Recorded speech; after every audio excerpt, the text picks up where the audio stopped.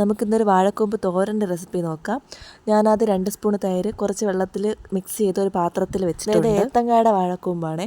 അതിൻ്റെ ആ വെള്ള ഭാഗം കാണുന്നവരെയുള്ള പാടയെല്ലാം ഒന്ന് ഇളക്കി മാറ്റണം. എന്നിട്ട് നേരത്തെ മിക്സ് ചെയ്ത വെള്ളത്തിലോട്ട് ഇതേപോലെ ഒന്ന് അരിഞ്ഞിടണം. കൊത്തി അരിഞ്ഞാൽ മതി. ഈ തൈര് കലക്കി വെച്ച വെള്ളത്തിൽ നമ്മൾ വാഴക്കൂമ്പ് അരിഞ്ഞിടുമ്പോൾ അത് വല കിട്ടില്ല, പിന്നെ കറയും അധികം വരും. പകുതി ഭാഗം കഴിയുമ്പോൾ ഈ നടുക്കത്തെ പോർഷൻ അരിയാതെ സൈഡ് പോർഷൻ മാത്രം ഒന്ന് കൊത്തി അരിഞ്ഞിട്ടാൽ മതി. എന്നിട്ടൊരു 10 മിനിറ്റ് ഈ വെള്ളത്തിൽ തന്നെ ഒന്ന് സോക്ക് ചെയ്ത് വെച്ചേക്കുക.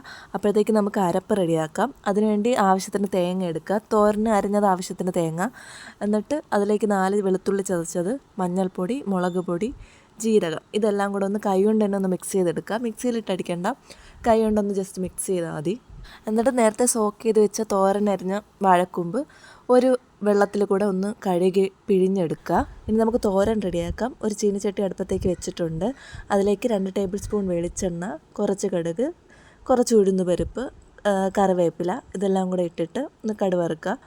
എന്നിട്ട് അതിലേക്ക് തോരൻ അരിഞ്ഞ് വെച്ചിരുന്ന കൂമ്പ് ചേർക്കുക.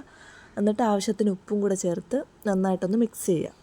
എന്നിട്ട് ആ മിക്സ് ചെയ്തതിന് ശേഷം തന്നെ അരപ്പും കൂടെ തട്ടി ഒന്നുകൂടെ ഒന്ന് ജസ്റ്റ് മിക്സ് ചെയ്യുക. എന്നിട്ട് ഇതേപോലെ കൂട്ടി വെച്ചിട്ട് ലോ ഫ്ലെയിമിൽ വേവിച്ചെടുക്കുക. ഇത് ലോ ഫ്ലെയിമിൽ വേവിച്ചെടുക്കണം, പെട്ടെന്ന് കരിഞ്ഞു പോകും. അപ്പോൾ ഇടയ്ക്കിടയ്ക്കൊന്ന് ഇളക്കി കൊടുക്കുക. എന്നിട്ട് അടച്ച് വെച്ച് ലോ ഫ്ലെയിമിൽ വേകുന്നവരെ വേവിക്കുക.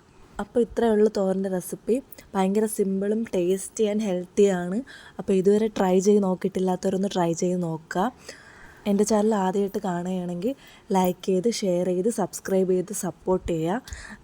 ഞാനൊരു ബിഗിനറാണ്, അപ്പോൾ കാര്യങ്ങളൊക്കെ ഒന്ന് പഠിച്ച് വരുന്നതേ ഉള്ളൂ. അപ്പോൾ ഓക്കെ.